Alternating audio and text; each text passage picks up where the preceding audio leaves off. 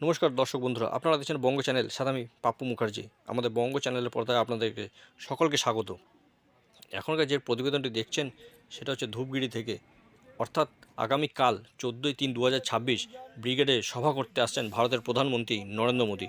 সেই সভায় যোগ দিতে আসছেন ওনারা। দূর দূরান্ত থেকে যেমন আসছেন, ধূপগুড়ি থেকেও ট্রেনে করে বিজেপি কর্মী সমর্থকরা আসছেন ব্রিগেডে প্রধানমন্ত্রী নরেন্দ্র মোদীর সভায় যোগ দিতে।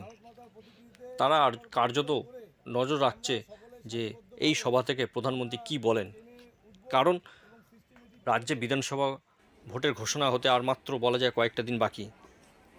তার আগেই প্রধানমন্ত্রীর এই সভা, ব্রিগেডের সভা, কার্যত একটা অন্য রূপ নিতে পারে বলে মনে করছেন কর্মী সমর্থকরা। আমাদের চ্যানেলটি শেয়ার এবং ফলো করে সাথে থাকবেন, পাশে থাকবেন। আপনাদের পাড়ার যে কোনো খবর আমাদের পাঠাবার জন্য আমাদের বঙ্গ চ্যানেলে হোয়াটসঅ্যাপ নম্বরে যোগাযোগ করুন 6290001546 এই নম্বরে। পাপ্পু মুখার্জি রিপোর্ট, বঙ্গ চ্যানেল।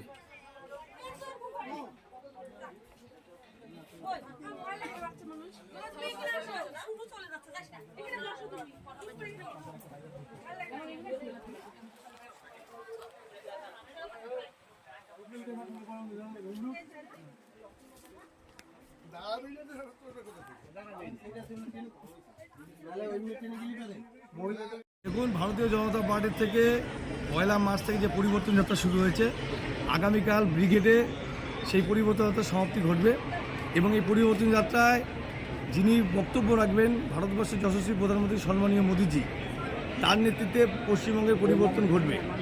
এবং আজকে ভারতীয় জনতা পার্টির জলপাইগুড়ি জেলা থেকে 4টা ট্রেনের ব্যবস্থা করা হয়েছে। এই ট্রেনগুলি একটা ধূপগুড়ি থেকে ছাড়বে, একটা বানাহাট থেকে ছাড়বে, একটা নিউ চ্যাংরামাথা থেকে ছাড়বে এবং একটা হলদিবাড়ি থেকে ছাড়বে।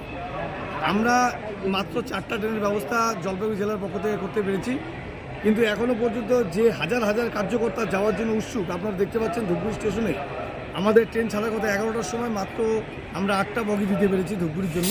ব্রিগেড সমাবেশ, ঐতিহাসিক ব্রিগেড সমাবেশ হতে যাচ্ছে, তার নিদর্শন প্রত্যেকটা স্টেশনে আজকে কাতারে কাতারে মানুষ জড়ো হয়েছেন। ভারতীয় জনতা পার্টির সমর্থক, কর্মী সমর্থক থেকে শুরু করে সাধারণ মানুষও আজকে এই পরিবর্তনের লক্ষ্যে আজকে সমস্ত জায়গা থেকে তারা জড়ো হচ্ছে স্টেশন থেকে ব্রিগেডে যাওয়ার জন্য। Thank you.